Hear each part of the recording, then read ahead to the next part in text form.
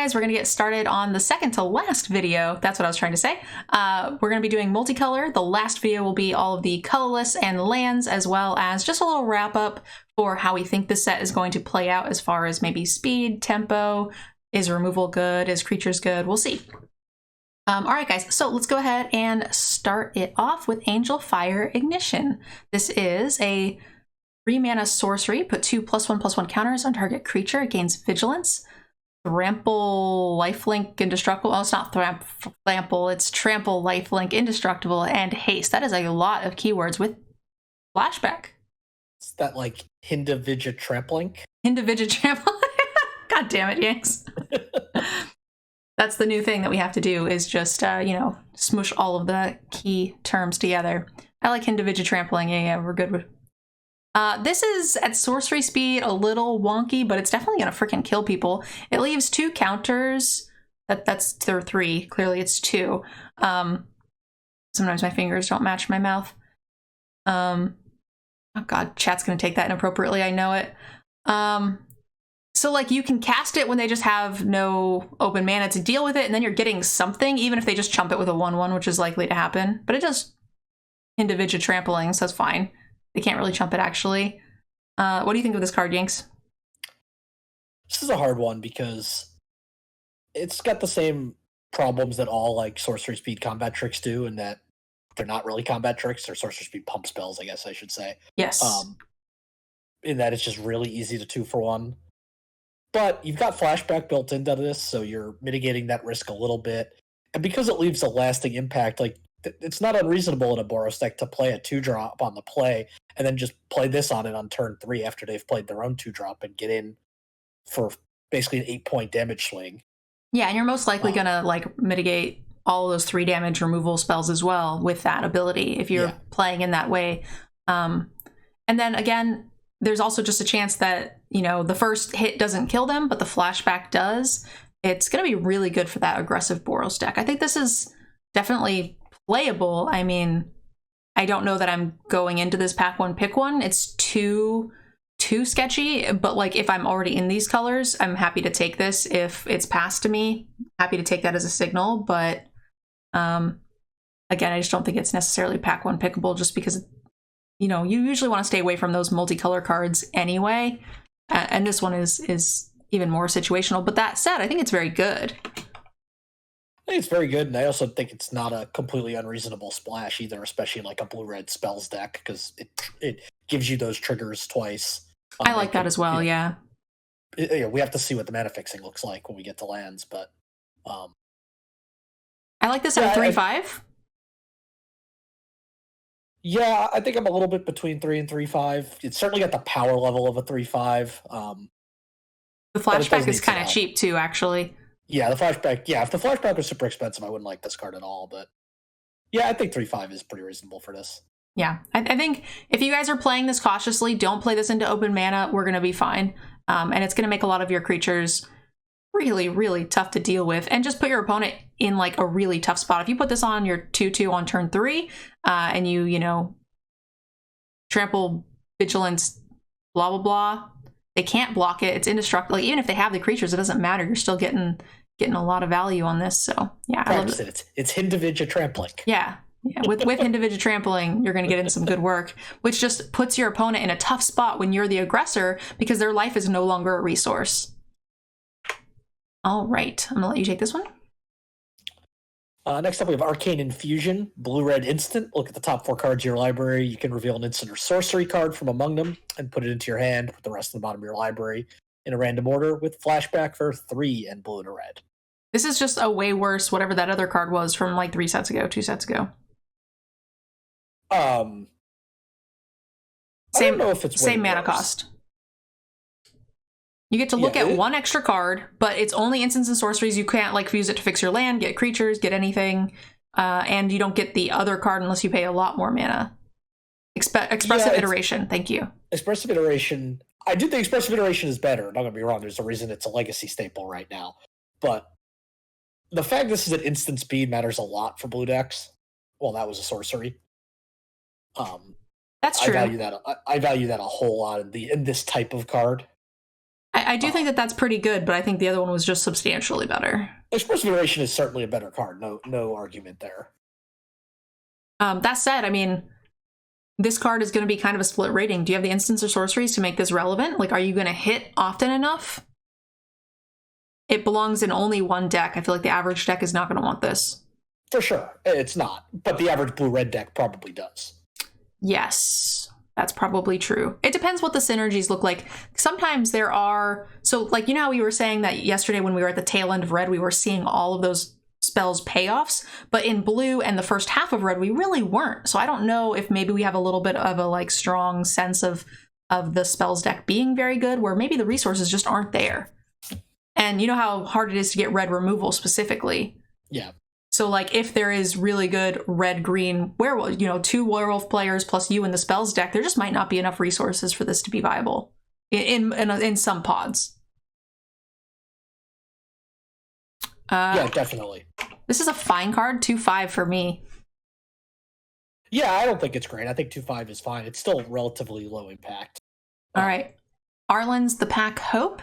The Pack's Hope, 4 mana, 4 loyalty planeswalker with daybound, so it turns into day when we play it. Until your next turn, you may cast creature spells as though they had flash. Each creature you cast that enters the battlefield with an additional +1/+1 counter. -3, create 2 wolf tokens. Okay, pretty reasonable. And then when it turns nightbound, you can +2 to add some mana. It's still for loyalty planeswalker when it enters. Until end of turn, it becomes a 5/5 werewolf creature with trample, indestructible, and haste.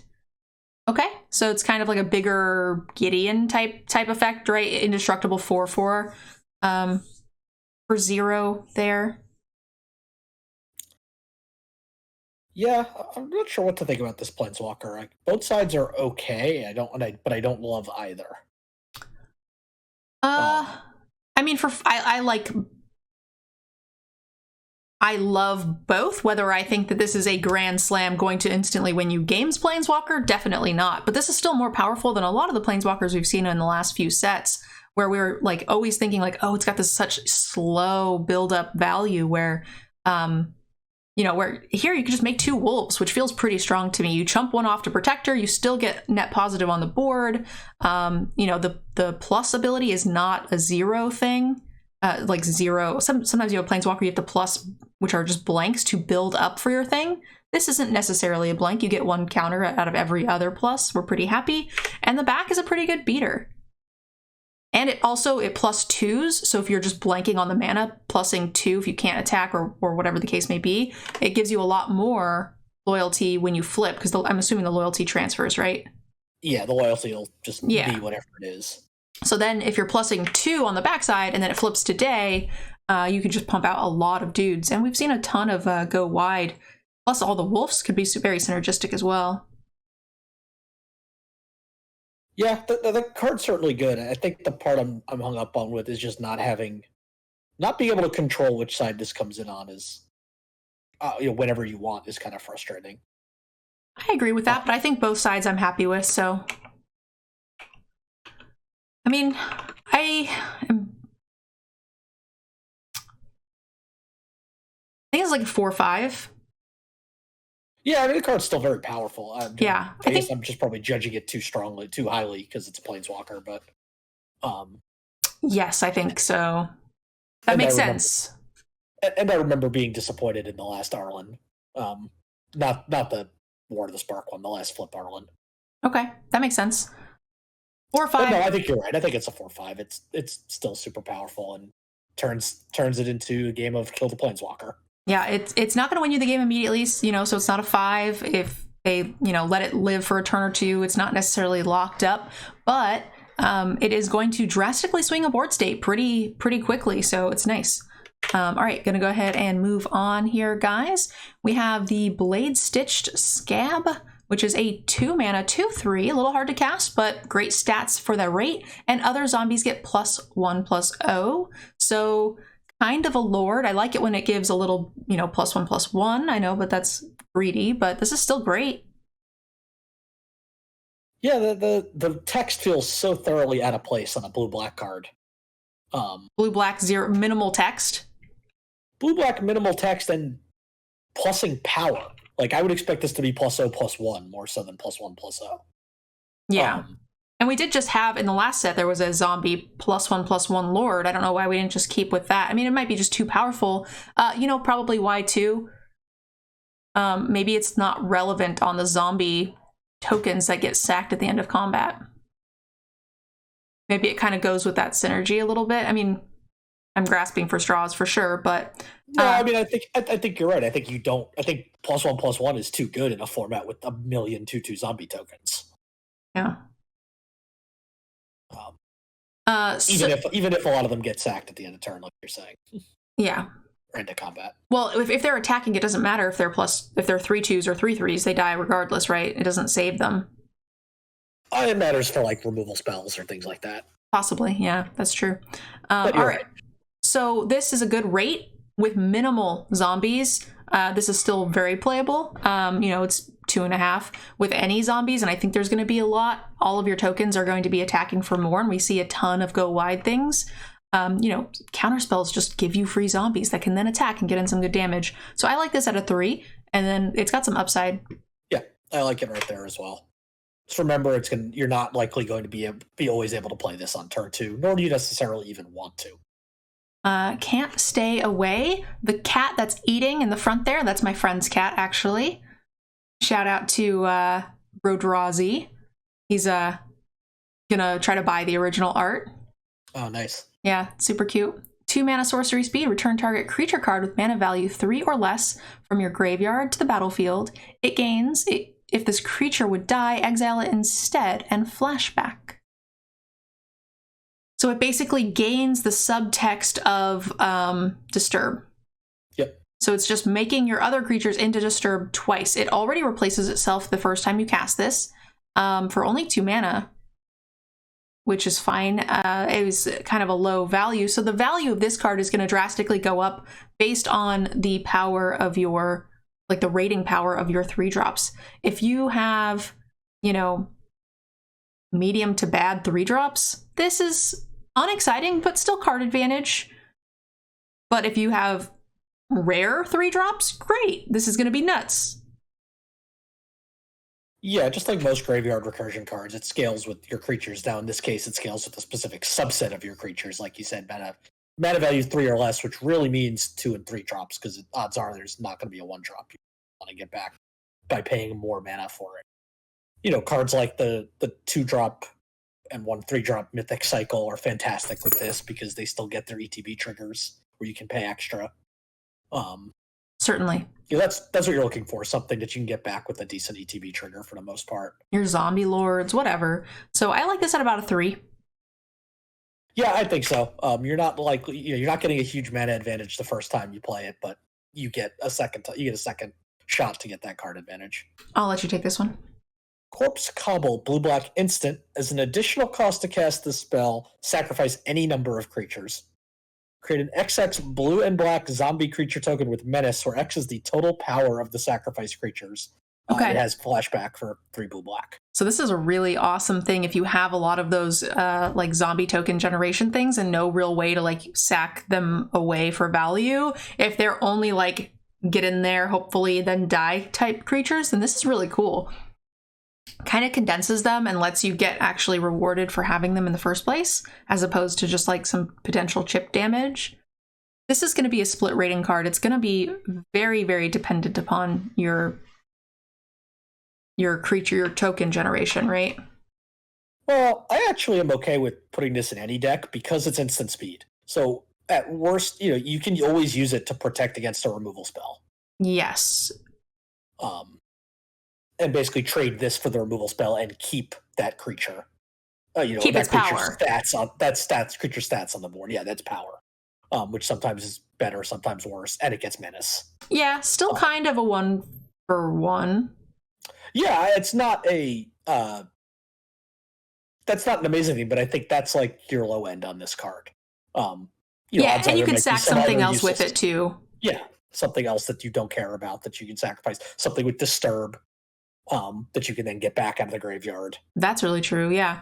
Definitely Disturb. I like the tokens. The other thing is that is net even, right? Because it's there removal spell for your creature, and then this card makes a creature and it stays. So that's 1 card net positive for you on the board. So it's just break even. But it has flashback. So it's, you know, at a better rate than that. And the flashback cost isn't too bad. The question is whether you have the stuff to sack. But again, it's at instant speed. So you're just, you know, oh, you get combat tricked. All right. In response, I'll just sack the thing and make another creature and replace it and run it back. You get to just kind of mitigate those danger zones. So you're right. I like this a fair amount. I can't wait to see somebody, even if it's not really a blowout, feel like they get blown out when they cast their 5-mana red sweeper, deal 5 to like 6 creatures, and instead you just end up with like a 10/10. Yeah. Well, or that does kind of feel -2, like a blowout. -2 to all tokens. Because oftentimes when you cast your sweeper, you can't like progress the board. So you're like, oh, I'm going to kill all their things. And you're like, just kidding. I'm actually going to hit you for 10 on my turn. Yeah. That's going to be amazing. Yeah, definitely. Is this like a 3/5? I think this is. Yeah. It's going to depend on how creature heavy your deck is. If you're playing blue-black control, it's going to be a little less exciting. So to me, it still feels a little split. So just be careful. Don't jam it into your 8 creature decks. All right, create. This is the Croaking Counterpart, 3 mana, sorcery speed, sorcery. Create a token that's a copy of target non-frog creature, except it's a 1/1 frog with flashback. Okay, so this is you're copying an ability of some sort, or yeah, you're copying an ability, right? Is what we're trying to do. This is a bizarre card. And you can't copy a frog. Like, why did they feel the need to have that text? I don't know. Is there like a frog that's real fucking dangerous if you have 2? Or is it just that they don't want you to copy the copy of this? Yeah, I don't know if it has something to do with changelings, maybe. So you can't copy their sick ability, then remove their creature, and then copy your frog again, which seems super whatever. Yeah. This seems pretty bizarre. That clause seems mostly irrelevant.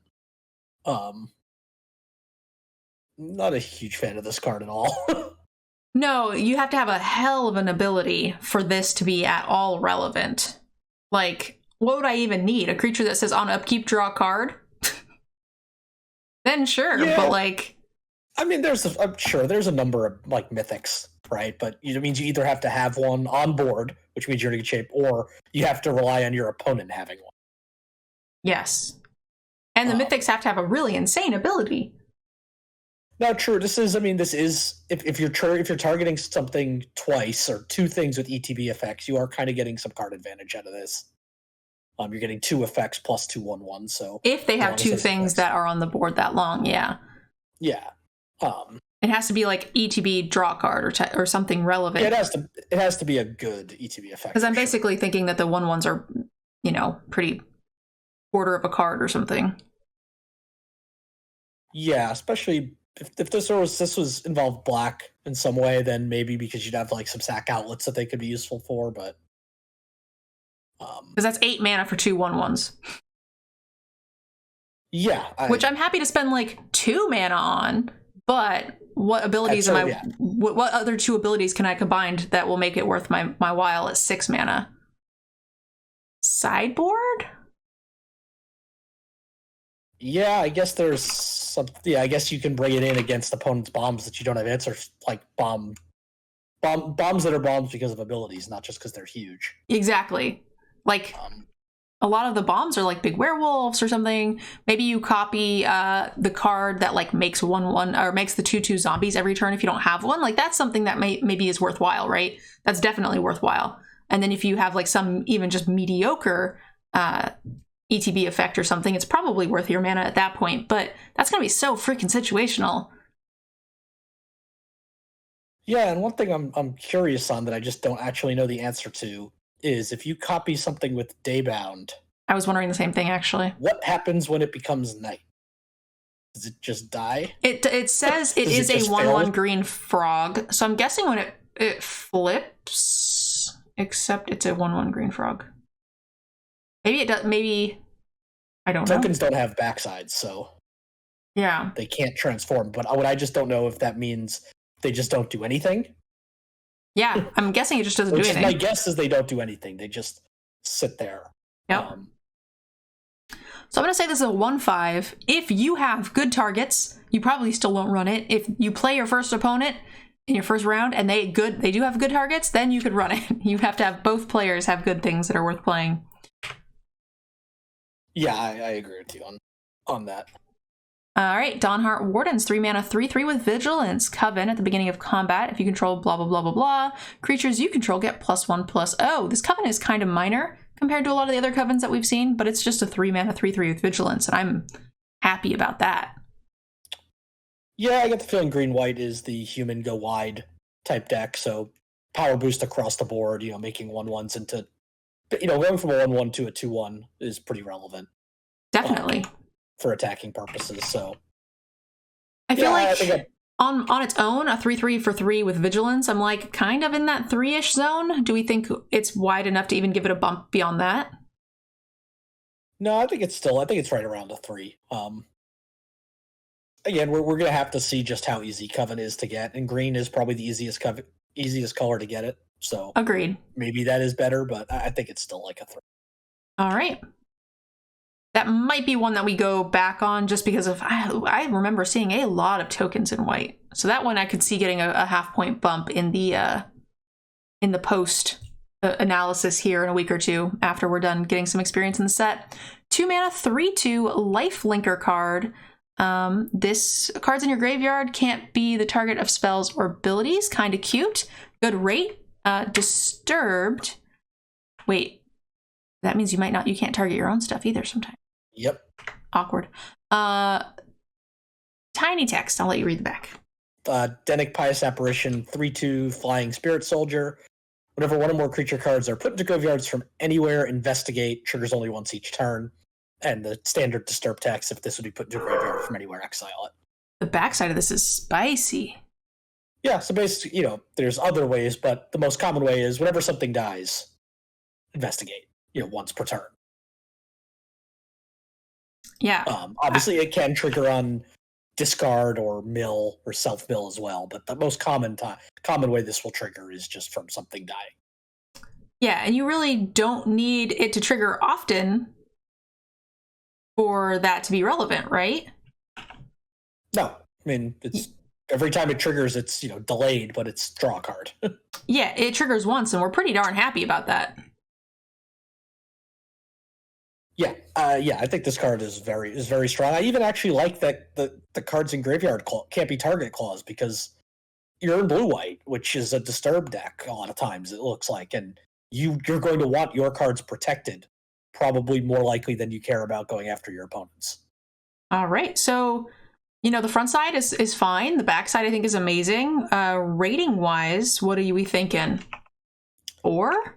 I think this is a 4. It's just above rate on both sides with good abilities. It's a 2-for-1 with disturb. It's not any higher because it's if it gets removed in the backside, then you're just like whatever. But still likely a 2-for-1. All right, Devoted Gatekeeper, 2/1 for 2 mana. It enters the battlefield, mill 2 cards. Whenever you cast a spell from your graveyard, tap target creature you don't control. It itself has disturb. And when it flips, it's a 3/1 flyer. What's the disturb cost? 3 mana. That's a pretty good rate. It can only block creatures with flying. And then exile it. This seems good. Yeah. The front side's kind of medium. But it's gonna trade for something. There's a lot of 2/1s and stuff. So if it's hitting a 2/1, hitting even a token, whatever, you get a 3/1 beater in the air, which can easily close out games if your opponent's short on removal. In a Selesnya deck, against a Selesnya deck, this is probably just gonna win you the game if you can race a 4/4 green creature. Yeah, I think the card's fine. I think both sides are fine, but not super exciting. But you get 2-for-1, so. Yep, I like this card. I think this is a 3. Yeah, that's about where I have it. Yeah. Yeah, I mean, the mill cards, if you've got synergy for the mill, it's a nice little bonus, but I don't think it's enough for me to give it a bump by any means. All right. Good. Dire Strain Rampage, 3 mana, sorcery, destroy target artifact, enchantment, or land. If a land was destroyed this way, its controller may search their library for up to 2 basic land cards, put them onto the battlefield tapped. Otherwise, its controller may search their library for a basic land card, put it into the battlefield tapped, then shuffle. Okay, so you can kill your own land and ramp up, or you can kill their creature and give them a land. Well, you can't kill their creature. What? Oh, artifact or enchantment. Enchantment or land. Yeah. This, to me, is like 5 sentences to say I'm never casting this card in Limited. I'm not paying 3 mana sorcery speed. There's no creature lands. Like, I could see playing this in the last set. I would sideboard it in against, like, the black artifact. Sure, I mean, yeah, there's certainly a place in the sideboard for this card, but that's I'm it. never putting this in the main deck. No, certainly not. The lands are going to be irrelevant. Maybe, teeny tiny maybe, if we're using this like a cultivate, right? Because we did, I know there was landfall in the format, but we did play a very similar card in green. It was just 3 green, or green 2, I think. And it was like sack a land, get 2 land. And we used it as ramp, landfall, and fixing. So you go and get, like, you drop your green, go get your other red source and your white splash. So, like, maybe this is just a really fucking expensive fixer. Except fixers, multicolor fixers is like a contradiction in terms. Well, I'm saying if you're this color, splashing a black bomb, or splashing, you know what I mean? Whatever, like a big scary thing. Yeah, I think the other keyword you mentioned on that previous card was landfall. Yes. That mattered a lot. It did, but in Limited, I ran it without landfall. Like, I was running that in my like Selesnya decks too, which I guess did have some landfall sometimes, but not always. I was definitely just happy to cast it sometimes to fix. Yeah, I in best of one specifically, I put the over-under on number of times I cast this card at 0.5. Yes, but you're also not playing red-green creatures. I do on occasion. Sometimes other people are smart and play blue, so I can't. I think the amount of times you're not playing blue is like 1.5 times per 100. So of course you're not going to play this because it's just not going to come up. But I am going to play a lot of red-green decks, so it could. I, again, still wouldn't cast it. It's got to be a very, very situational case where I've got like maybe 3 splash cards and they're very good and I want to cast them, and some big green idiots. Sure, maybe I like this, but pretty corner case. All right, we have a 5 mana sorcery. This spell costs 1 less to cast for each creature that died this turn. Return target creature card from your graveyard to the battlefield with flashback. I mean, these are always okay. Yeah, I think this card's good. You're probably playing this for like 3 mana, 5 mana. Is probably your, I mean, there is higher upside, of course, but that's your probably realistic upside. Like you have a combat where things trade. I mean, obviously, there's some fun to be had with sweepers. I mean, even the first 5 mana cost, I'm kind of fine with. Like, we've seen return target creature. It usually gives it something, but you have the option of doing it for cheaper, and you have the option to do it again later. So I'm willing to pay that extra like 1 or 2 points for it not doing a thing. Oftentimes it'll bring it back, put a life gain counter on it, or fight a thing at 5 mana.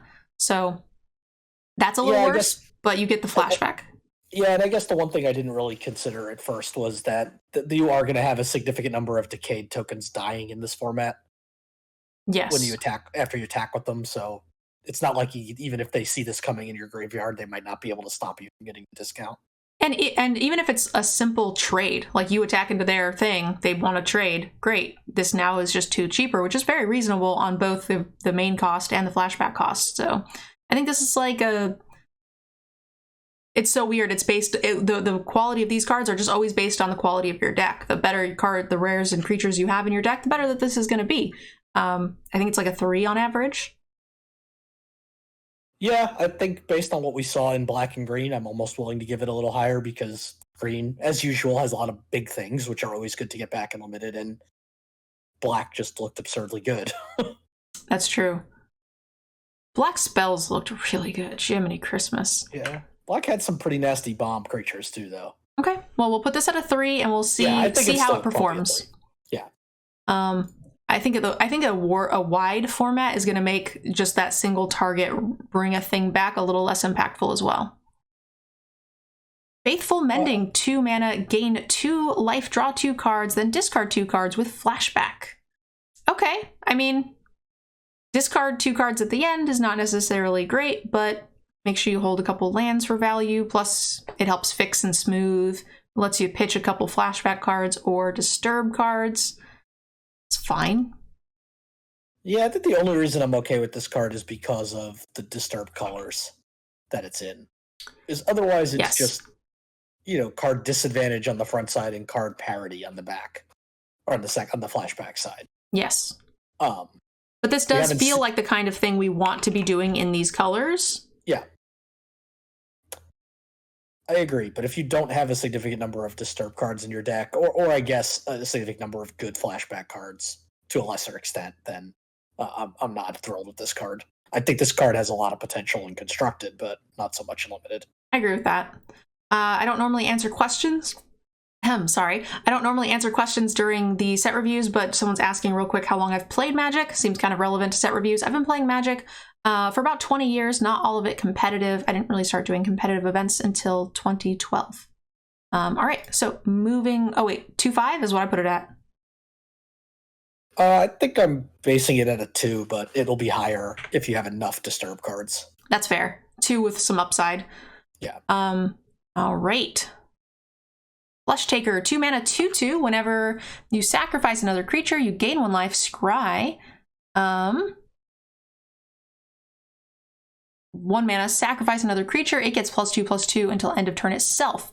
I like this card. This is a great option for your zombie token generators, which is really cool. This works really well with that card that generates 1 each turn, because you just send it in and you get that free value to scry each turn. You have a 4/4, 1 mana to do the thing isn't super expensive. You can always do it in response to removal just to get that scry, 1 or 2 extra scries for creatures that were going to die anyway, even if the +2/+2 is not relevant in that particular spot. That's going to add up. Each scry is worth how much of a card? Order? Is that supposed to be a scare cow instead of a scarecrow? I think it's a real cow with a butcher's knife. I was thinking sitting in the cornfields. Yeah, I think it's Texas Chainsaw Massacre type cow. Gross. I think this card is fine. I think it's pretty good. I'm excited to run this in any black deck that's got some tokens. White has oodles of human tokens. Oh, we sacrifice the human to the cow. The cow butchers the little human tokens. Oh my god. This is definitely a 3, at least. I like 3. What do you think? Yeah, I think so. Antlers on that? I mean, it's a man cow. Clearly.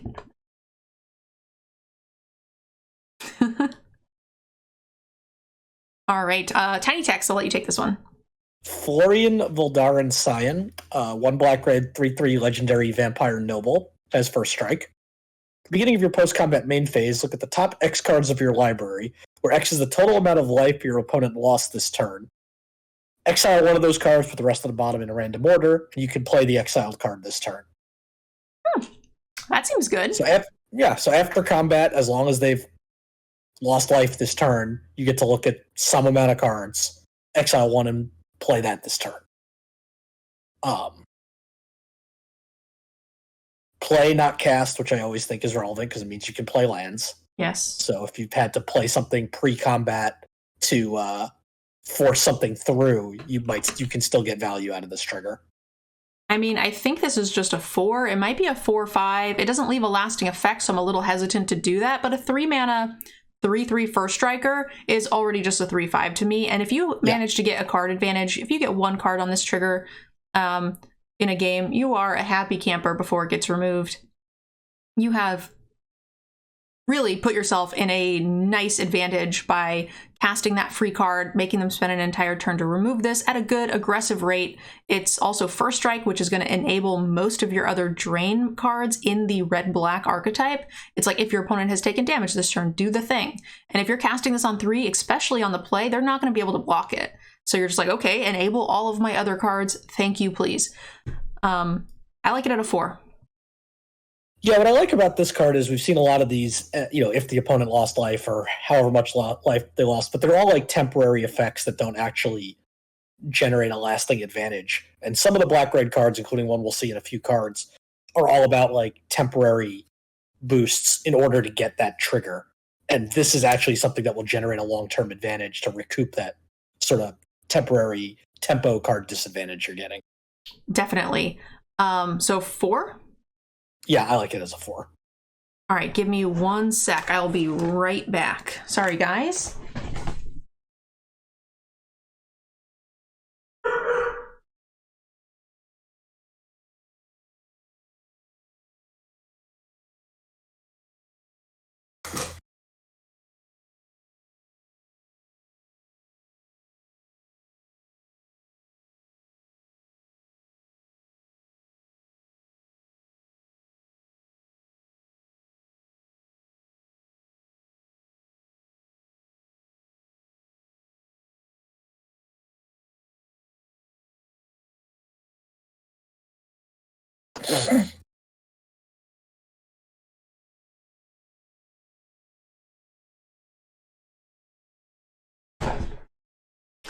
Sorry about that, guys. I will edit that out. Okay. It's all right. You phased out, as chat put it. Oh. I transformed. I turned into a werewolf. I had to quickly go off screen so you guys didn't see. Had to quickly turn it back into day so that way you guys couldn't tell. All right. So that's it, right? We're done with that one? Yep. All right. 2 mana instant speed whenever you cast an instant or sorcery spell this turn, copy that spell.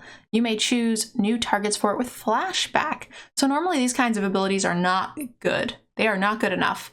But the flashback kind of makes it cute. You have to have a lot of spells that are pretty premium to justify these types of abilities in limited. But there is a casting spells archetype.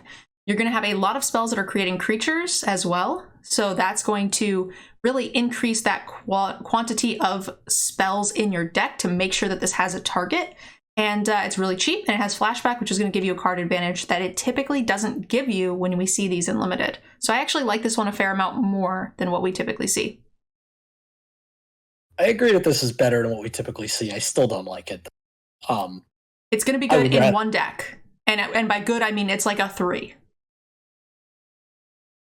Yeah, my thing is I would just rather have another good spell rather than one that might be a good spell sometimes.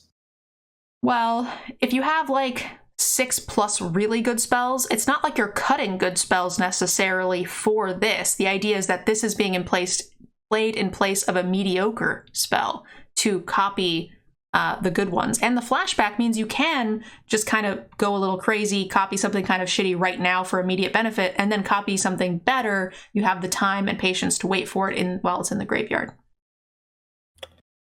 Yeah, I guess I view it a little bit as like if I'm rating this high, that means I'm taking it over a good spell. Like oh, no, don't do that. Going to do no, certainly don't do that. But this could be one of my best spells. Well, yeah, it could also be absolutely nothing. Yeah, no. I think it's like a 3. We're happy to have it in that deck. We're not drafting it highly. We're definitely not taking it over any spell that we want to cast. This is just being played in the place of like, sort of in the same slot in my deck as like a combat trick. Like, do I have room for this? Sure. And you start to take combat tricks around pick 5 or later. I agree with that, but to me that makes it like a 2 to a 2/5, not a 3. If it's in that same vein as a combat trick. I'm giving it a little higher because the only time you're considering this is in that spells deck. So I think it's going to get you better value than a combat trick would. But maybe that just makes it a split rating because you just are not looking at this at all. This is infinitely worse than a combat trick in 90% of decks. Yeah. So, I guess kind of just gave it that rating under the assumption that that is the deck we are in. Ghoul Caller's Harvest, 2 mana sorcery. Create X 2/2 black zombie creature tokens with Decayed, where X is half the number of creature cards in your graveyard rounded up with flashback. Okay, so for 2 mana, you don't have to get many to get your money's worth, right? It's still Decayed, so you have to like have relevant things for Decayed, like sack payoffs and things, but that shouldn't be hard in this format. No, it shouldn't be, and you really only need 3 creatures in your graveyard before you're happy with this. I mean, I'm not happy if I'm making 1 token. But even then, it's still, you know, it's a bad rate, but like in a pinch, and then you just flash it back later. That's the thing I like about it, is that the flashback is not super expensive. So like, yeah, I get my 1 or 2 zombies now that enable me to play a decent sack card, right? Whatever that case may be. But then later, I'm just like, surprise, I have like 6 now. Yay. Yeah, I think this is a good card. My thoughts are like, you say, you know, if you're desperate, there's really never a time when I'm going to be desperate for a 2/2 that can't block. Well, I meant more along the lines of for a sack outlet. Yeah, like I can see there could be something. Don't get me wrong, this card's good. It's got value. You're going to get cards in the graveyard in this set. Yes. Getting to 3 cards and 3 creatures in the graveyard in black-green is not hard at all. And once you get to that point, on the front side, you've already gotten value, and then you still have flashback. So, you know, yeah, when I mean desperate, I mean like I'll cast this to cast like the sack removal spell or something if I need to, and then just bank on that flashback being my payoff later. Again, I don't like, I'm not first picking this multicolor card by any means, but if I'm in these colors, it's not likely getting cut. So I agree with that. It's not getting cut from a black-green deck. So 3. It's funny because of the way we're talking about the card. I actually think it's higher. I actually have it as a 3/5. And you were trying to rein me back. I just think it's a little misleading that it's a 2-drop, because this is a very much a late game card. Yeah, I agree with that. But the flashback allows you to have that flexibility to cast it if you need it, which I like. Without like, you know, being totally wasted. Yeah. Or you're just like really late in the game, everybody's exhausted, you know, both players have nothing left on board, no cards in hand. You top this and you're just like, make 6 dudes, getcha. Woo. Oh yeah, that's great. It's a great late game top deck. I love that. That turn sequence is going to be really good. I don't know how cleared the boards are going to be, but in the last one, in AFR, I was getting a lot of board states where it was like, okay, I have a removal for their last card. They have no cards in hand. I cast it. All right, who draws the first creature? And like, this would be a nuts draw. All right. Yeah, for sure. I'll bump it 3/5. Grizzly Ghoul, 4 mana, 4/3 with trample. It enters the battlefield with a +1/+1 counter on it for each creature that has died this turn. Ho ho ho ho. Hello, my friendly bear. Nothing about that bear looks friendly. He's so cute. He's friendly when he's on my side.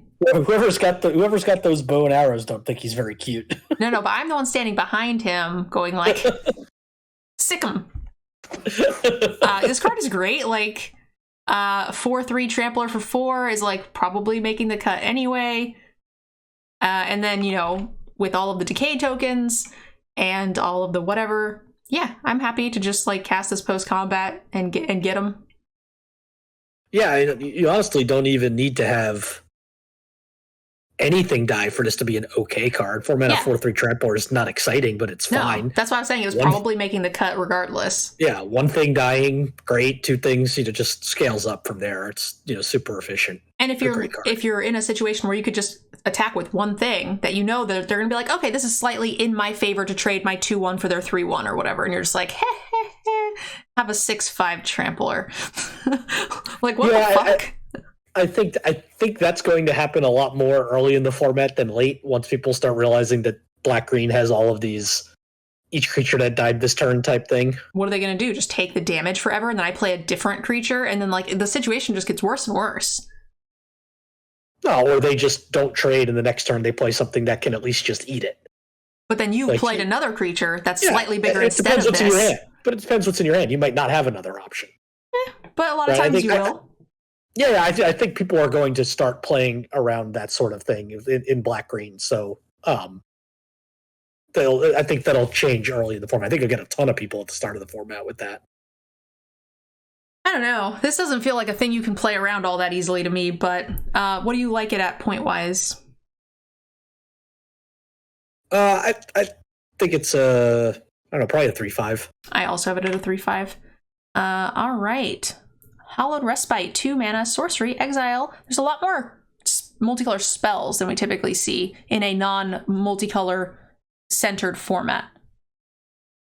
Usually it's just like 1 or 2 creatures of each like thing, and that's it. So that's interesting. I think there's a full 10. It looks like a full 10 pair cycle with flashback. Gotcha. Exile target non-legendary creature, then return it to the battlefield under its owner's control.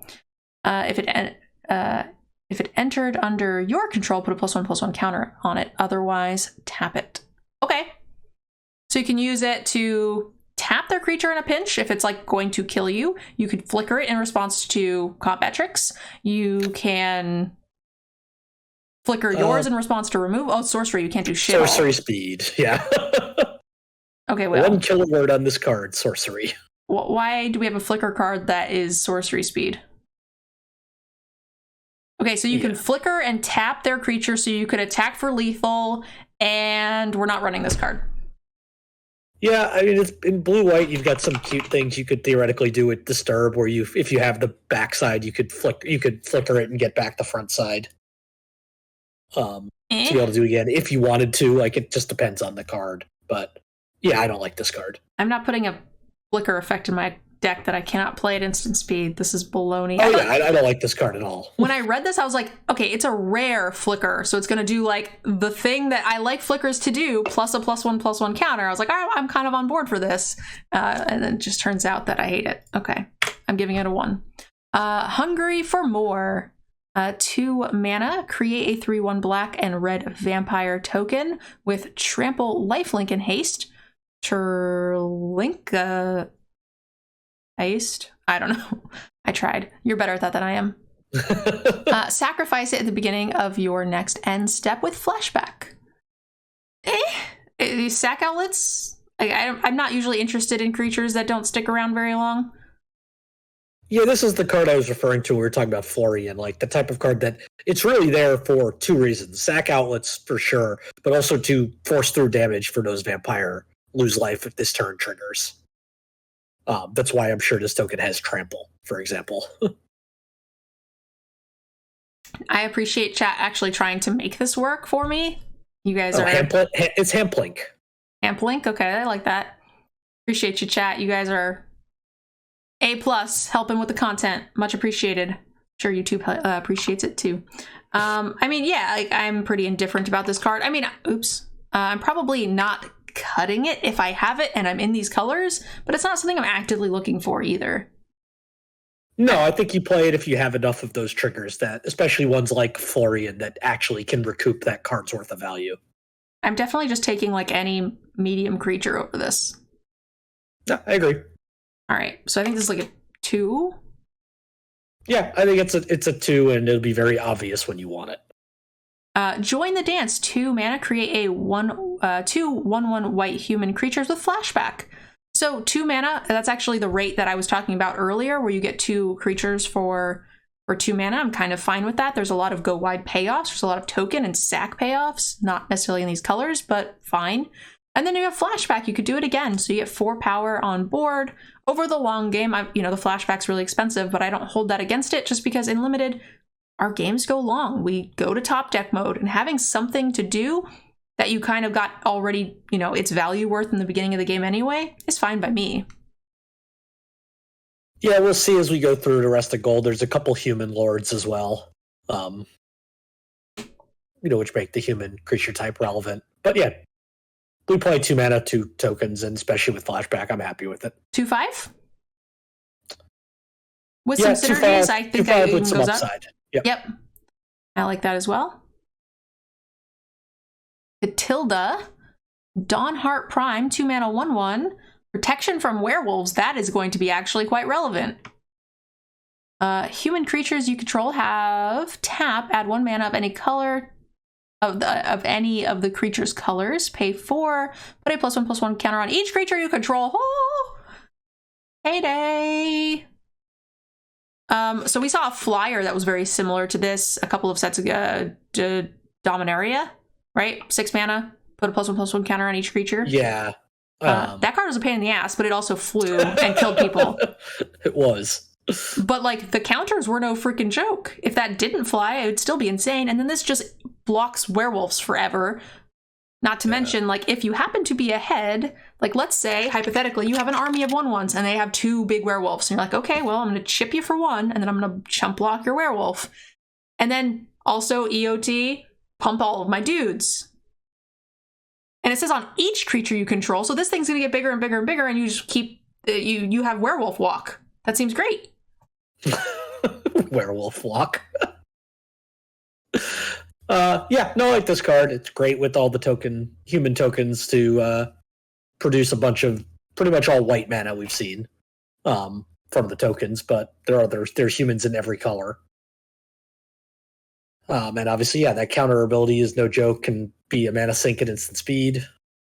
I'm giving this card a 4. I think it's powerful enough to win games. This archetype is not going to be short on synergy for it. The only reason I'm not giving it higher, because it will close out games and moderately quickly in the mid to late game, is because it's just super easy to kill. And like, if you don't have the mana to pump it the turn it comes out, you're probably getting very little, and it's super easy to kill. So yeah, they don't even have to spend good removal on it. Just any removal kills it. Yeah, it's just... And it's a 2-drop, so you might cast it too soon just because you have nothing else to do and you want to fill your curve, and then you're just like kind of sad about it. The cool thing is, though, is that they can't fight it, so technically not all removal. Well, as long as they don't have a werewolf, they can fight it. Yeah, I meant like it could, right, in the werewolf situation, like have some flexibility there, but not a ton.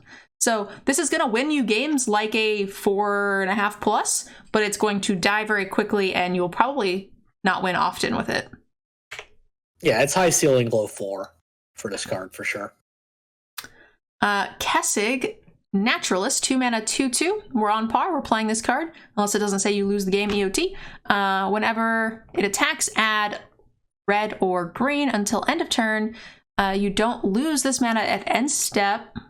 At steps and ended phases. Okay, and then that's daybound.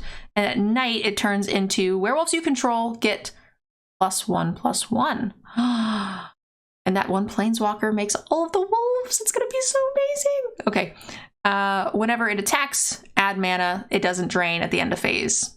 Fine. Great. Yes, please. Yeah. 2 mana, 2/2, he said on rate. Tough with, multicolored, so it's harder to play on 2 than most 2-drops, but 3 backside is obviously even better. Doesn't pump itself, but it does pump the front side of this if you happen to have both. Although, I guess they pump each other, so they can't be on different sides at the same time. I like that it ramps. Yeah. Yeah, I mean, it has to attack to ramp, so you can't always get it without sacrificing it, basically. But that's okay. Sometimes you will be able to get that nice boost.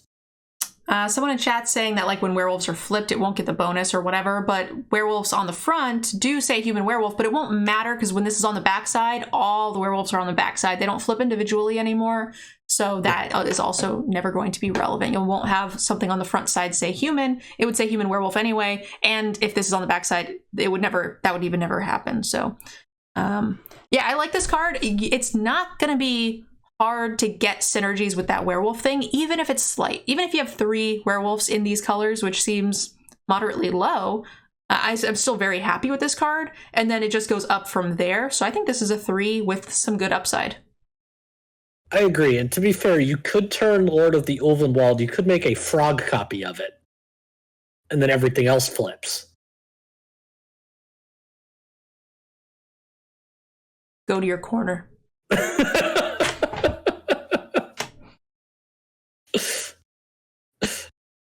Forgotten Archangel. We have a 5. My headphones don't reach that far. Fair. This is why people are asking if you have a YouTube channel, Yanks. You're the star of the show. You are the funny one, that's for sure.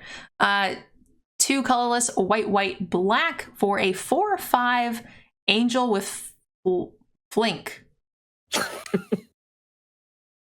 Lifing? Yeah, that one needs some work. I'm not sure what that would be. I think Flink is cuter. It is.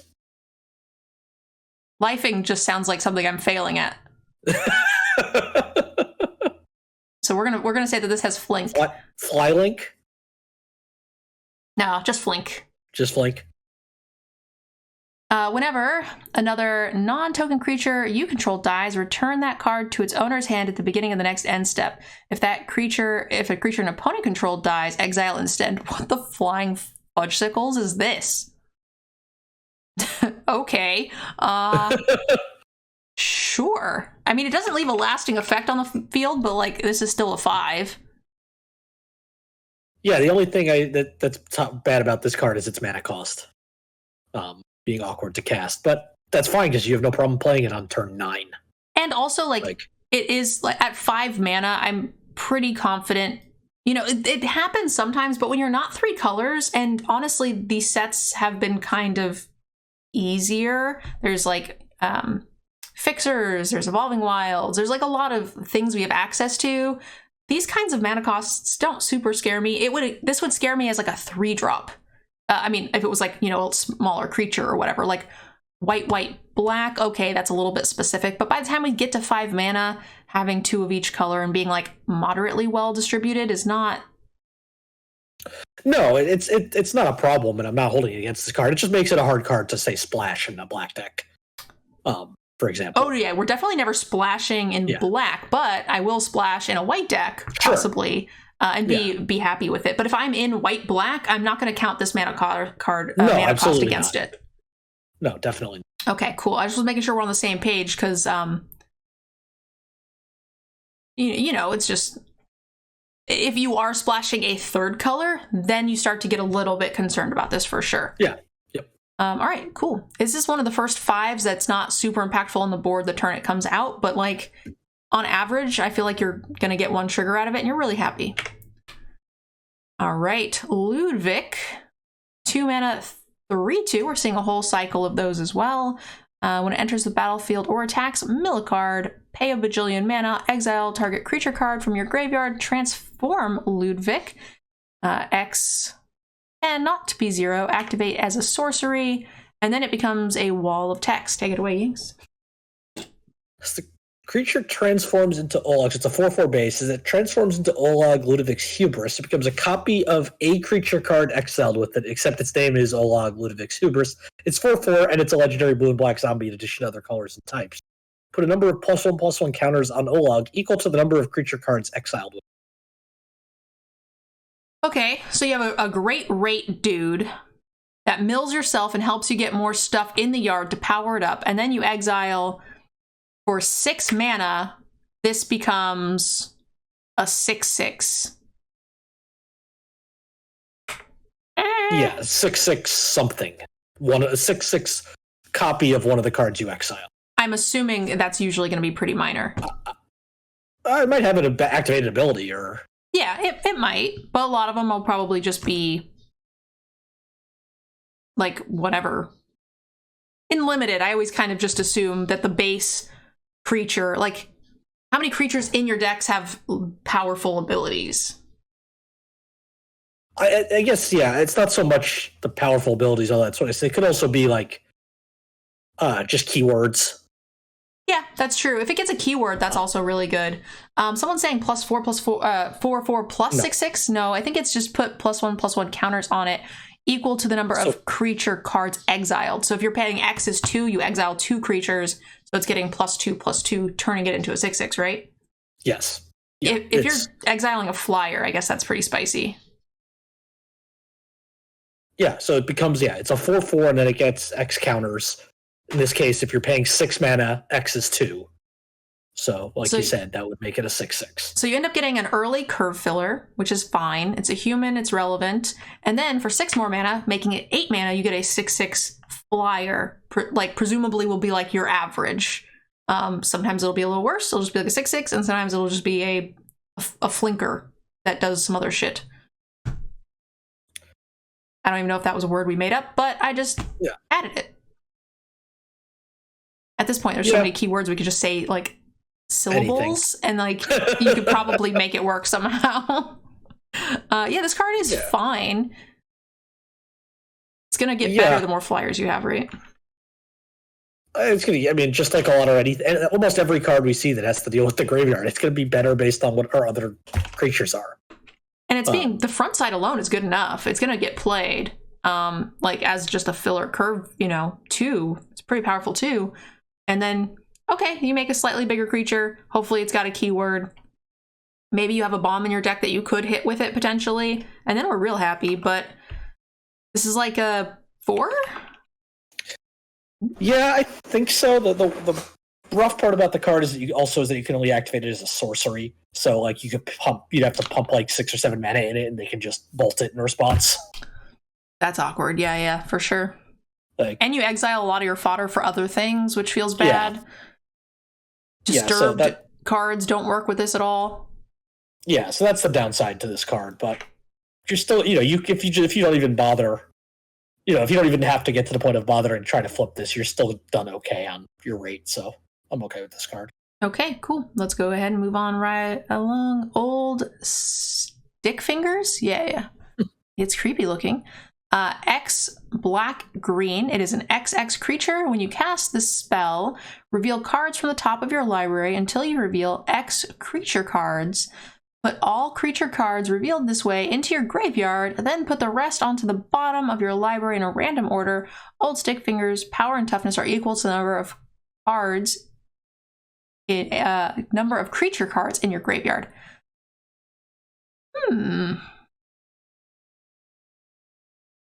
So I don't like that this is not in the disturbed colors. It's not in the disturbed colors, but I think we're just seeing that this is kind of what black-green cares about, things dying and things being in the graveyard. Yes. So my thought process is I'm more likely to want to have this late game and just cast it for pretty minimal. Yes. I'm just casting this for like 2 to 4, like X is 0 or 4, or X is 0 or 2, and just having a 5/5. And then it gets better when other things are dying. I'm not really interested in milling half the creatures out of my deck that don't come back. No, I think this is the sort of card where you play things like Eccentric Farmer, where you mill 3 and get a land just because you incidentally get creatures into your graveyard, or the Fungus that mills a card until you get 3 creatures. Certainly, that's where you want this. Those are the kind of cards you want with this. Certainly. I'm just talking about his ability as X. Yeah. Like, I'm not interested in that ability at all. I'm very interested in playing this card. I just don't want to have to rip out all the creatures out of my deck to do it. No, I want to double spell and play this card for at most, like, X equals 1 or 2. Yeah, definitely. And maybe even nothing. If I've got 4 dudes in my yard, like, I think I'm just going to just cast this for 2. 100% playing it. In fact, could be fun and cute because a lot of the other cards in these colors are doing something at rate and just incidentally putting a card or 2 in your graveyard, which I'm willing to have happen because the card itself is good enough. I don't know that I want to give this +2/+2 by milling half those things, So yeah, I think this card's great. We're gonna play it for sure. I don't think I care about X. It could probably not have X, and I would be just as happy with it. I agree. I do think that Golgari is starting to look like a color pair where I might be seeing myself playing more than 40 cards sometimes. Ooh, yeah, that's true. I could definitely see that as well. 3/5? Yeah. Kind of easy to remove. Red. Yeah, at the end of the day, it's just a vanilla creature. Stalwart Slayer. 3 mana, 2/3 hasting. Fleiced. Sure. Fleiced. Yeah, Fleiced is good. If a spell would deal damage to you or another permanent you control, prevent that damage. What? If a spell would deal damage to an opponent or a permanent an opponent controls, it deals that much +1. So this just says 3 mana, 2/3 flying haste, target opponent discards a removal spell to kill this. Yes. But it also means, like, shock doesn't kill your other stuff. Like, there's maybe some fringe cases where, like, it doesn't do a thing. That was what I used to refer to, anybody that remembers, Goblin Rabble Master. Red. Ooh. 2 in a red, 2/2, discard, target opponent discards a removal spell, because it always just died right away. What if they have the fireball with lethal, and you cast this, and you're just like, haha, now you have to lethal this with the fireball. It could happen. Yeah, that is an annoying ability. I mean, we were talking about the green-white card that pumped everything. You know, the card you're thinking about in Dominaria was Shalai, and part of the value of that card was it gave everything else you had X-proof, so they had to kill that first. Yeah, that's basically what this is. You usually wanted to kill that first, but there are times when that matters. Yes. Like if there's a 6/6 that's going to kill you next turn, and you have a Shalai on board, and they're like, okay, well, now I still die because I have to kill this thing. Yeah, definitely. This ability is basically X-proof for all your other things because they are most likely going to want to kill this first. I think this card is great. It's a huge beater for 3. It's going to be great in the aggressive decks. Yeah, now the one difference really with Hexproof, right, is it only prevents damage, so it doesn't stop black removal. Oh, it doesn't stop exile-based removal. But it's an anti-red card, which is always interesting. Yeah, a 3-mana 2/3 flying haster I'm excited about for sure. And if they don't remove it for a turn, all of my burn spells do more, which is I think the better part of that. You get the shock X3s, bolt X4s, etc. Absolutely. So and it also says deals damage. I don't remember if I saw it, but like a lot of times the white removal spells will deal 5 damage, deal 4 damage to a target attacking creature. That still counts. Right? Yeah, I don't think it definitely still counts. I don't think we have a card like that in this set, which is interesting. But that usually is around, so maybe there's some other cases where that might happen. I'm going to go ahead and, what do you think? Give this a 4? Yeah, I think it's a 4 primarily because 2/3 for 3 flying haste is good. And generally I think that's like a 3/5 on its own, and I gave it a half-point bump. Yeah, and it's in the right deck. Like that's a very aggressive set of stats, and that's what Boros wants to be doing. Yes, agreed. All right. Rite of Harmony, 2 mana, instant speed. Whenever a creature or an enchantment enters the battlefield under your control this turn, draw a card with flashback. So whenever a creature or an enchantment... So could we play this with the other 2 mana, make 2 1/1s and get 2? Yeah. Yeah, I mean, this is, I guess, an attempt at making a not broken Glimpse of Nature. Because this actually requires things entered battlefield, not just cast, cost more mana. And we saw a lot of things that made multiple 1/1 white soldier tokens and stuff. At the same time, it's better than Glimpse with stuff like that. And it has flashback. So maybe in a pinch, you're paying 2 mana to cycle this, basically, right? Cast this, cast your 3-drop on turn 5, whatever, redraw it. And then later, you're just like, okay, late in the game, I drew my token generating card, flash this back, cast that, draw 2 cards. I like this card.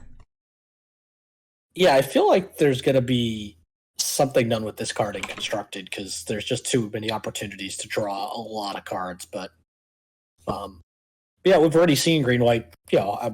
Green-white draw 2 cards now with the token spell, like you said. So yeah, it's not going to be hard to get 3 cards out of this between the flashback and the initial cost, which for green-white is pretty nice. It's not something that they have access to very often. Yeah, no, it's only really good if you have cheap spells, because you've already spent 2 of your mana, and you're not like generating massive amounts of mana like Elves decks do with Glimpse. But 3/5. Yeah, I think so, but I think this is a very, not even just every green-white, but a very specific green-white deck that wants this. Yeah, I agree. It's going to depend, too, like if you have creatures that make things, which a lot of those were rare as well. I think that the synergy is going to be easy to find, but not necessarily that you will have it.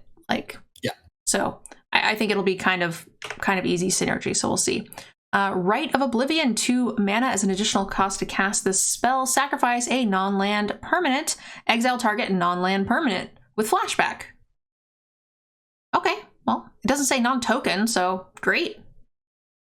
Yeah, sorcery speed, so you can't do it after combat with decayed tokens, but you can still do it just forego the attack. Yeah, I mean, if you don't have any token generation, this is going to be kind of worse, but this still seems pretty premium to me.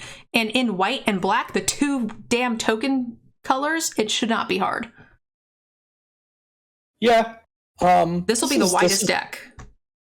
It will be, which is the main reason I like this card, because if you don't, like you said, if you don't have tokens, a lot of times these type of cards will let you sacrifice a land, but you can't do that here. Yeah, if you don't have tokens, you drafted wrong. Or likely in these colors, likely, yeah. I have it as a 3/5. It does, because there are going to be scenarios where you're going to have to 2-for-1 yourself with this card. Yeah, I can see that. I just think that you're going to be trading up so hard, and you get to do it twice. The times where I'm like casting two, doing something that makes 2 tokens and then casting this twice on their 2 biggest permanents seems good. Yeah. Such a high ceiling. Root Coil Creeper, 2 mana, 2/2, add a mana of any color, add 2 mana of any one color, spend this mana to cast spells from your graveyard, or pay green, blue, exile this, return target card with flashback you own from exile to your hand? Huh. That's kind of neat. Yeah. I mean, we play 2 mana, 2/2 first line of text on this card. Just as a ramp. Yeah. That would be a great ramper. Any color, 2 mana, 2/2. This would be a great card with 1 line of text. Yeah. This is really cool. And I love that a lot of the flashback cards are really stinking powerful, and then your 2-drop just becomes getting to run that back again. Twice. Yeah, so good. And it helps, even though like a lot of the flashback stuff isn't necessarily in blue-green, this is great for fixing, so it does let you splash some of those powerful flashback cards. I like this card a bunch. Yep. No, this card is great. 3/5? I think so, yeah. Needs, you need the pieces around it to make it work, but this is going to be an integral piece to that deck. Sacred Fire, 2 mana, deals 2 mana, 2 damage, Helix, flash it back. Yeah, we're running this card. I wouldn't call this premium removal, but you get to do it twice. Yeah, flexible, any target, instant speed, so... I mean, it might be close to a 4, but I kind of think it's a 3/5. Yeah, I think I'm fine with 3/5. There's still a lot of things this won't kill, and the flashback's too expensive. Really expensive, yeah. I think if the flashback was a little cheaper, like 4 mana, I'd probably give it that 4. Yeah, no, agreed. Sigurda, we talked about this in the introduction. Make sure you guys go check that out. So this is a 4 mana, 4/4 Flampler. Other humans get +1/+1, which is just bonkers in this format, because literally every color has humans, and there's a lot of them. And this also will just kill people on its own, because it's a 4/4 flyer.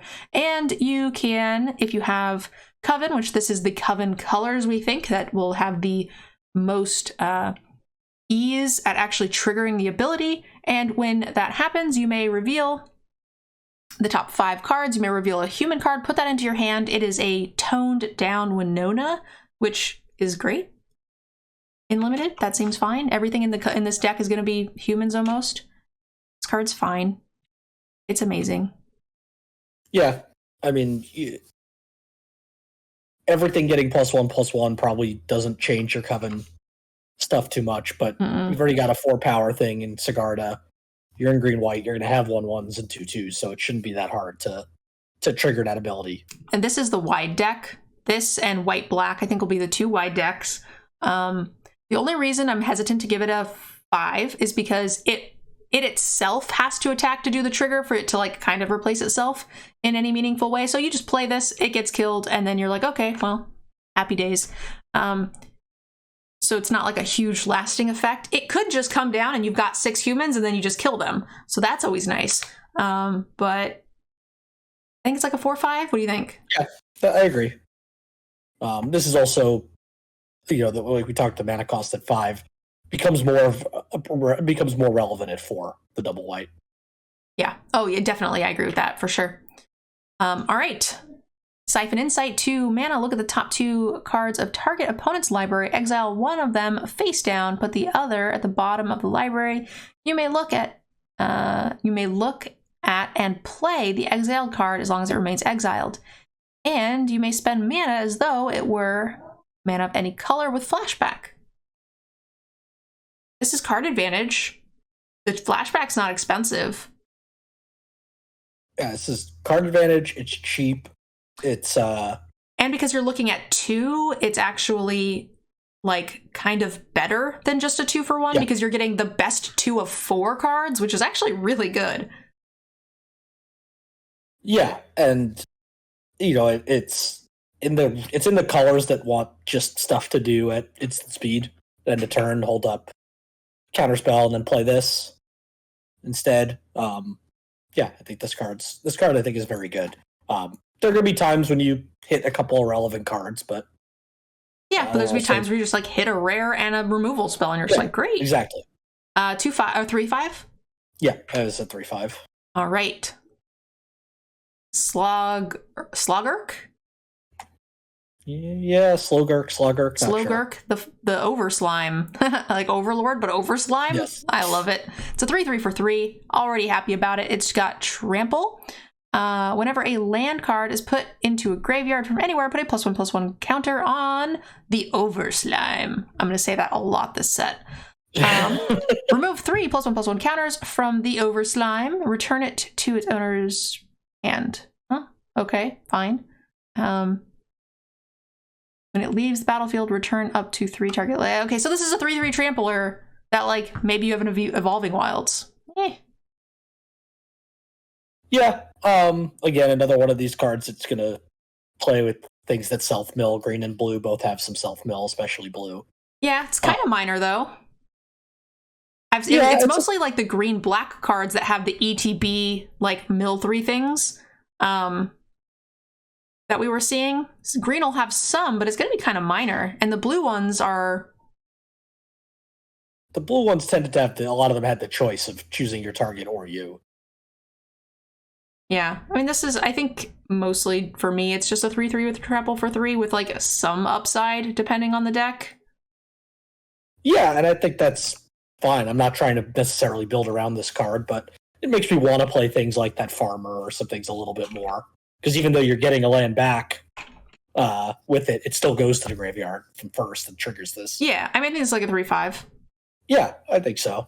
Plus, you can just pair it with Wrenn and 6 and get a whole bunch of lands in your graveyard. Wrenn and 7. I'm going to call that Wrenn and 6 every time. Storm Skrillex, a 5 mana 2 for flyer. Instant and sorceries cost 1 less to cast. Whenever you cast instant or sorcery, this gets +2/+0 until end of turn. That is going to kill some freaking people. Yeah, we see anytime there's this blue-red spells Drake, there's always a blue-red spells deck. There's always a blue-red Drake that somehow is paid off, whether it be Enigma Drake, in this case, the Storm Skrillex. Yeah, I think this card is great. It's exactly what these colors want to do. Yeah, it's a really only good in one deck. It's a little expensive, but as like your mid to top end, this is a card you're very happy to have. It makes combat hard. It makes blocking like, okay, I don't know, if they have two spells, I'm just dead. So they have to like block or chump, and it's just really weird for everybody. So yeah, I'm happy with this. 3/5? Yep. Great, moving on. Right, Sunrise Cavalier, 3/3 for 3 with Ample.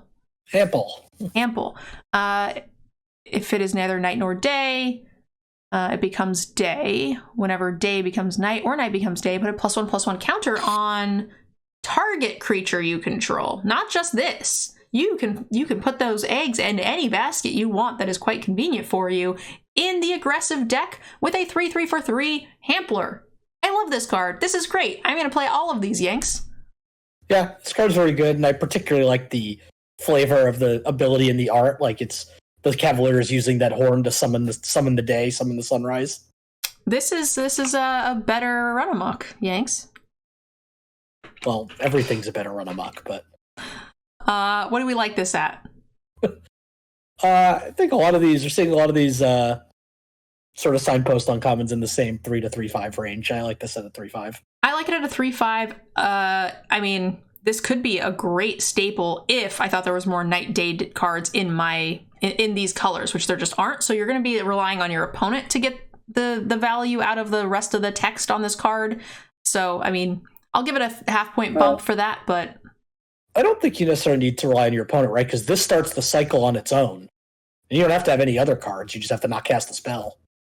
Yeah, that'll do it once, right? But like, oftentimes you have the werewolves have things that when you flip-flop, right? This is one of the first ones we're seeing in this particular archetype, where you get a lot of payoffs for the green-red deck that has a lot of cards that say each time you do this thing, you do a thing. Yep. So you're more likely to be playing like, maybe mediocre flashback cards to kind of make that flop happen a lot. You can trigger it once, sure. But then whether or not your deck is built to do that multiple times. Teferi, boo, stupid PTSD planeswalkers. 4 mana, 4. I literally cannot read these words. Teferi who slows the sunset. 2 white and blue for a Teferi, comes in with 4 loyalty counters. +1, choose up to 1 target artifact, up to 1 target creature, and up to 1 target land. Untap them, and you gain 2 life. -2, look at the top 3 cards of your library, put 1 of them into your hand and the rest in the bottom of your library in any order. -7, you get an emblem with untap all permanents you control during each opponent's untap step, and you draw a card during each opponent's draw step. Interesting. Does a lot of stuff. Yeah, front side gives you, the artifact probably doesn't come up too much in limited, but gives you some pseudo-vigilance with a creature. It lets you, in these colors, play a spell, and then potentially have, we have 1 extra mana on their turn to play something. Or be able to just double spell on your own turn. You generally want to be gaining life in these decks just to keep yourself alive a little bit longer. -2 is great. I mean, at worst, this card, assuming they don't kill it, this card's a 2-for-1 on its own just by -/. With selection. Yep. It doesn't protect itself very well, which is the only downside with this card, other than being able to untap a blocker. Certainly. What do you like the card at? I think this is, because it can't protect itself, I've got it at a 4/5 instead of a 5. Okay, I like this. You're the Teferi expert. I also actually can't reread the text. That's the line where it becomes actual unreadable. All right. We have a flip card, guys. The Dire Overlord, 3/3 for 3. We're seeing a lot of these, and I like them all typically. Legendary creature, human werewolf. Whenever a werewolf you control deals combat damage to a player, draw a Jiminy Christmas card. Can we go back to Teferi for a second? Oy. I made a mistake on this because of the website I'm using. I see. What happened? The website where I'm reading the text did not include a part on that +1 that makes a big difference, where you can target their stuff and tap the chosen permanents you don't control. Okay. Which is on the card, but the site that skipped that phrase. So it's even better. So it's better. Yeah, okay. It still doesn't protect itself because they'll just untap them. Okay, yay, Teferi does another thing. Yeah. So it still will, it still untaps on their turn, so it still doesn't protect itself, but that is relevant in helping you attack. Right. Stupid Teferi. Okay, so whenever a werewolf or wolf that you control deals damage, draw a card. I love it. That includes itself, which is pretty amazing. At the beginning of your upkeep, if you control 3 or more wolves or werewolves, it becomes night and transform any number of human werewolves you control. And at night, it becomes a 4/4. Whenever a wolf or werewolf you control dies or deals combat damage to a player, draw a card, so it's got the same. And it also gains +X/+O and trample for X red green. This card is amazing. There's a lot of random wolves. If I've got this on 3, I'm playing that 1-drop wolf. Yeah? Yeah. No, I agree with that. Woo! With that other, uncommon wolf lord. Let's go. Let's make this deck. Let's make it happen. Yeah, obviously the backside is great with being able to give something even +O/+O and trample might let it get through for a point and then draw a card. This is a 3/3 for 3 that if it deals damage, you draw a card. So if you're on the play, this is nuts. They're not going to be able to do anything. They can chump it, which at that point it counts as a card draw because you've one-upped them card, as far as card advantage goes. I count that as almost a card draw. Yeah, I agree. I mean, this card is fantastic. I like it at a 4. It's going to win games if it's left unanswered. Yeah, I'm just debating if I want to put it higher, but I think it's a 4. I think it's higher based on whether or not you have a lot of other wolves. If my deck has 9 wolves plus, I'm probably giving this a bump just because it's most likely going to come down and I'll be able to get a card from some other wolf. And then this card's over the moon. But it's a 4, like, kind of on its own. Right? No other wolves needed. Oh, agreed. Yeah. Yeah, especially because it doesn't require that 3 or more werewolves to transform. Yes. That's just one way it can, because it's also day-bound, night-bound, so. All right. Unnatural Moonrise, 2 mana. It becomes night until end of turn. Target creature gets +1/+0, gains trample whenever this creature deals combat damage to a player. Draw a card with flashback. Okay, so this is just what that guy does on a little spell stick twice. Sure, you get to flip your werewolf, get him in for some damage, replace itself, and then do it again. I mean, in the right spot, obviously. It's sorcery speed, so you have to, like, pick your spots real carefully. But if I'm in this deck, I'm not cutting this. This is fine. Yeah, I think I'm probably only playing this if I have enough werewolves that I care about making it night, at will. But you're red-green, so you're probably going to. Like, that's one of red-green's themes, so. Even if you have a little, like, you can kind of assume one of the two the first time you cast this or the second time when you flash it back. It's going to replace itself, so that makes me a little bit more lenient on it, I think. Plus, there is, in these colors, a lot of things that say when it's night or when it turns from night to day, you get a bonus trigger, even if it's not like, even if I don't care about actually flipping anything. Sure. It could just give you that as well. No, agreed. And it's likely to replace itself, if not maybe even double. So I like it at a 3. I'm not cutting this card if I'm in these colors. Yeah, I think I'm a little lower at 2/5, but I think it's still it's right in that ballpark. Vadrik, 1/2 for 3 mana, legendary human wizard. If it is neither night nor day, it enters the battlefield, it becomes day. Instant and sorcery spells cost X less, where X is this creature's power, so 1 at present. And then whenever day becomes night, put a +1/+1 counter on this. So your spells get cheaper, it gets bigger. Your spells are automatically cheaper. That's kind of nice.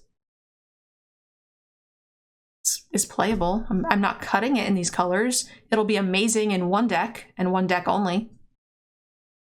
Yeah. I think it's a good enabler for that deck. I do think the more and more we see these blue-red cards, I have a feeling that almost every blue-red deck is going to be this spells-based deck. Yeah, that's kind of why I wasn't giving them splits. At least every good one. But it's not gonna win the game on its own. Like, you still need to draw the spells, you still need to draft and have good quality spells. So I like it. I want it in those decks. It's a good enabler, but it's a little bit lower powered than some of the other 3 mana rare cycle we've seen. 1/3/5. Yeah, I almost just call it just a 3/5 because I don't think there is another blue-red deck. Fair. Vampire, 2 mana, 2/2 with menace. All right, I'm playing it. When it enters the battlefield, if an opponent has lost life this turn, put a +1/+1 counter on this. As long as an opponent lost life this turn, each other vampire you control enters the battlefield with an additional 1/1 count. Whoa, whoa, whoa. That ability stays there? As long as an opponent has lost life this turn. That's not when you cast it. Yeah, so every turn that they lose life, when you play a vampire. Your vampires just get scarier. Well, it's only the new ones that enter the battlefield. Yeah. Yeah, so it doesn't keep growing the ones you already have. No, but each vampire is scary. Yeah. They get scary. Yeah. I meant, like, what I was trying to decipher was whether or not that second or technically third chunk was also the ETB, like the middle one, right? Yeah. So I was like, okay, so it does the thing and then lets your vampires that turn do it, or is it forever? And I was surprised that it was a forever thing. And I love that. That's great. This is amazing. This is a Vampire Lord I'm very happy with. This is a very aggressive deck. This is a 3/5 for me. Yeah, I think it's between a 3 and a 3/5. I can see 3/5. It's a 2/2 Menacer for 2. It's going to enable all of your other drains too. Even if you can't get this out with the +1/+1 counter on its own, if you do make it a 2-mana 3/3 Menacer, that's amazing. Yeah, it's not an easy cast on turn 2. Yeah. That's the only. In a 2-color deck. Yeah, you'll cast it a reasonable amount of the time. Wake to Slaughter, 5-mana sorcery. Choose up to 1. I can't read that; it's too small. 3 black-red sorcery. Choose up to 2 target creature cards in your graveyard. An opponent chooses one of them. Return that card to your hand. Return the other one to the battlefield under your control with haste, and then exile it at the beginning of the next end step. And then it has flashback for 1 more mana, 4 black-red. So basically, out of the 2 target creatures in your graveyard, you get the worst one permanently back to your hand, and the other one you get, as like a one-time attacker. Okay. That then goes away at the end of the turn. It depends. Like I could see your opponent doing it either way, right? Like maybe your best one kills them that turn. Kind of thing. Where they like can't... Yeah, best for that situation. Yeah. So then you have to get your best creature in your hand, which is cool. And then you get to play it again. So you get to play your bomb, or vice versa. You just get your bomb ETB, your bomb hits them, and then you get like a solid creature after that. With flashback, this is some solid card advantage. Yeah, it's a little expensive. Black-red is a lot of cheap vampires, so you're probably not getting a huge amount of mana advantage out of this. And you do need 2 targets to make it good. You could cast it with less, but then you're only going to get one of the 2 abilities. Yeah. And then you're not getting card advantage out of it, but it's a good card. Yeah, I think it's fine. It's a little pricey, but is this a 3? I think so. Are we cutting it in this colors? Probably not.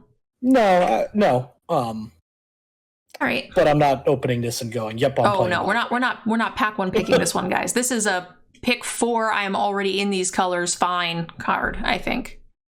Yeah, I wouldn't hate picking it, but I'm also, if I pick it, pick one out of a weak pack, I'm also perfectly willing to abandon it.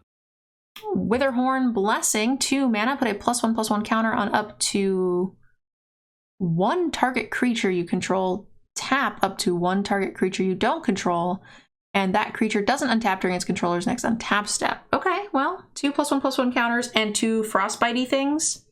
I mean, I don't love it. This is like a bizarre card. It's almost like, we needed a Simic card for this cycle. And we don't know what to do. Here's a green ability, here's a blue ability, go. I feel like this would be better in the white-green with the Coven abilities, right? Yeah. I think this is kind of borderline playable. This is like a 2 for me, like one of the weakest. Yeah. And it's not even instant, so poop. Yeah, if it was instant speed, it would obviously be way better. You play this card, but I'm not excited about it. I like it at a 2, maybe a 2/5 if you have enough Coven synergies or enough spell synergies on the blue side. All right, awesome, guys. So we've made it through the multicolor cards here. We've got one more video for those of you guys who are on the YouTube channel. Make sure you guys leave some comments down below. Let us know what you guys think of the signpost and the most powerful cards in the format, most likely.